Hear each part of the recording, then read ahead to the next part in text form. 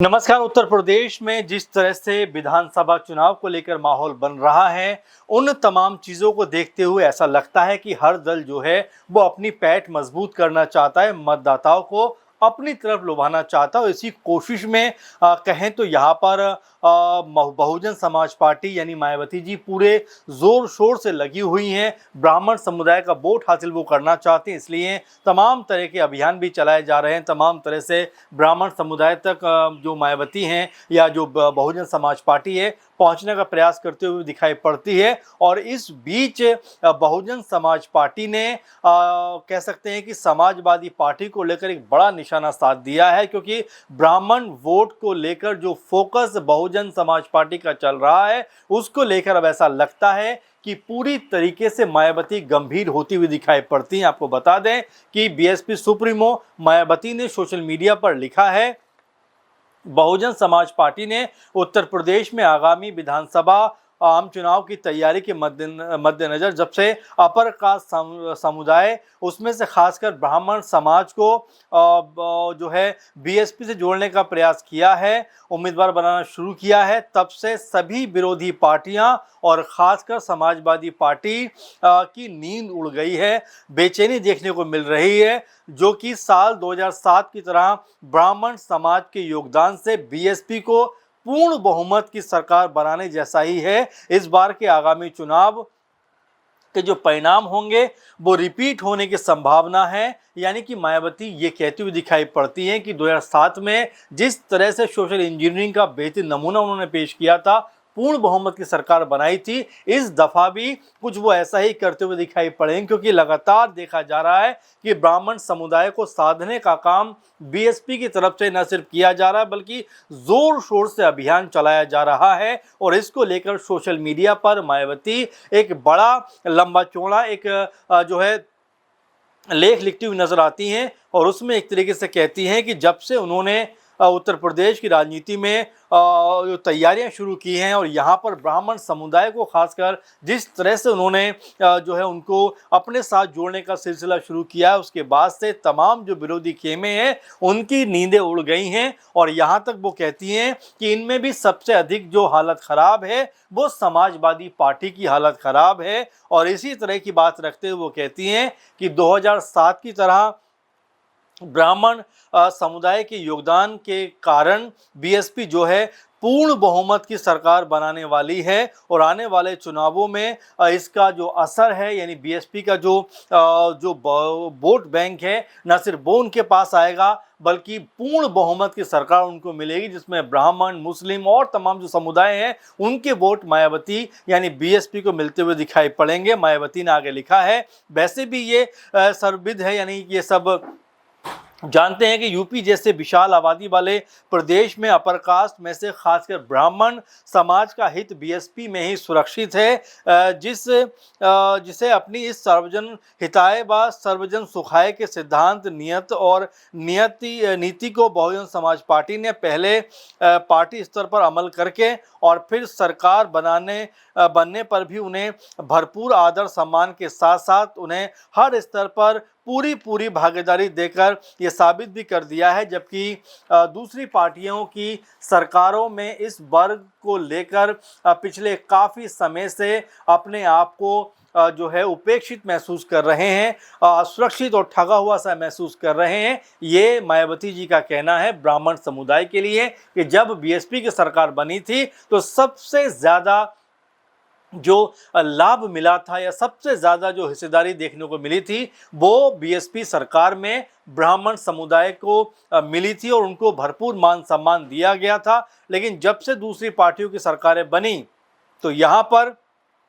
ब्राह्मण समुदाय upper caste जो है उनको एक तरीके से इस्तेमाल तो किया गया, उनको बहला फुसलाकर वोट तो लिया गया, लेकिन उनके लिए कुछ किया नहीं गया। ये बात मायावती जी कहती हुई दिखाई पड़ती है। इसमें वो समाजवादी पार्टी के ऊपर भी निशाना साधती है, इसमें वो बीजेपी के ऊपर भी निशाना साधती है, क्योंकि 10 साल से लगातार बीजेपी सत्ता में है, योगी आदित्यनाथ मुख्यमंत्री हैं। तो ऐसे में वो जो बात कहती हैं, क्योंकि उनके बाद समाजवादी पार्टी 5 साल रही और 10 साल से लगभग बीजेपी सत्ता में है, तो 15 साल की जो सत्ता देखने को मिल रही है उसमें एक बार दफ़ा जो अखिलेश यादव मुख्यमंत्री, 2 दफा के मुख्यमंत्री योगी आदित्यनाथ, और जो बात मायावती जी यहाँ पर कह रही हैं कि सबने जो सवर्ण वर्ग है उनका इस्तेमाल किया है, इसीलिए जो ब्राह्मण समुदाय है वो अपने आप को उपेक्षित, असुरक्षित और ठगा हुआ सा महसूस कर रहा है। बीएसपी चीफ आगे लिखती हैं, इतना ही नहीं बल्कि ब्राह्मण समुदाय द्वारा सामाजिक भाईचारे के आधार पर बीएसपी से जुड़ने की उनकी तैयारी को ध्यान में रखकर इन्हें पार्टी उम्मीदवार बनाने की प्रक्रिया जारी है। इन्हें बीएसपी की आयरन लेडी के नेतृत्व पर यह पूरा यकीन है कि बीएसपी की सरकार बनने पर उन्हें पहले की तरह ही हर स्तर पर भरपूर आदर सम्मान मिलेगा, जो कि इनकी वास्तविक चिंता और दूसरी पार्टियों से मुंह मोड़ने का कारण है। इसके साथ ही अपर कास्ट में से क्षत्रिय, वैश्य आदि अन्य समाज के लोगों को भी उनकी बीएसपी से जुड़ने की तैयारी, अर्थात जिसकी जितनी तैयारी उसकी उतनी भागीदारी के आधार पर चुनाव में उम्मीदवार भी बनाया जाएगा, जिसकी पूरी तैयारी हर स्तर पर कर ली गई है। यानी कि मायावती पूरी तरीके से यहाँ पर अब जो ब्राह्मण समुदाय है, जो अपर कास्ट है, उनको अपने साथ जोड़ने का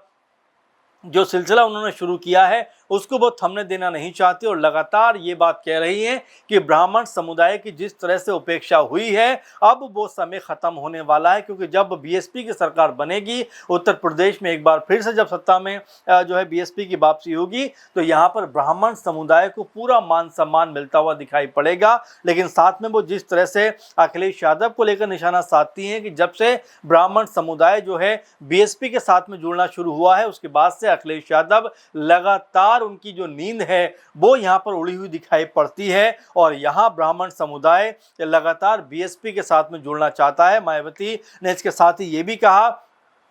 कि बीएसपी दूसरी पार्टियों की तरह कुछ लोगों को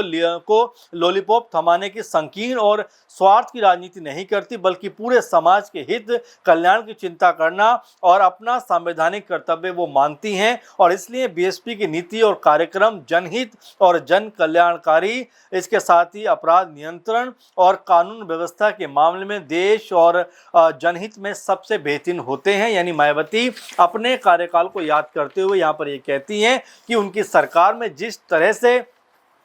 कह सकते हैं कि यहाँ पर कार्य हुए और जिस तरह से अपराध रुकता हुआ दिखाई पड़ा और ब्राह्मण समुदाय को जो उचित मान सम्मान मिला वो मायावती जी की सरकार में ही मिला। वैसे में एक बड़ा सवाल यहाँ पर यह बन जाता है कि बीजेपी क्या वाकई में जो ब्राह्मण समुदाय का दिल जीतने में नाकाम रही है, एक बात। दूसरी बात, क्या जो अखिलेश यादव है जिन्होंने नेता प्रतिपक्ष जो है वो माता प्रसाद पांडे को बनाया हुआ है, कुछ दिनों पहले उन्होंने तमाम जो ब्राह्मण समुदाय के लोग हैं समाजवादी पार्टी के अंदर उनके साथ में लखनऊ में बैठकर मीटिंग भी की थी और ये दर्शाने का प्रयास किया था कि वो भी ब्राह्मण समुदाय के पक्ष में पूरी तरह से खड़े हुए हैं। अगर वहीं बात करें तो बीजेपी ने ब्रजेश पाठक को उप मुख्यमंत्री बनाया हुआ है और संदेश दिया हुआ है कि ब्राह्मण समुदाय की वो सबसे ज़्यादा हित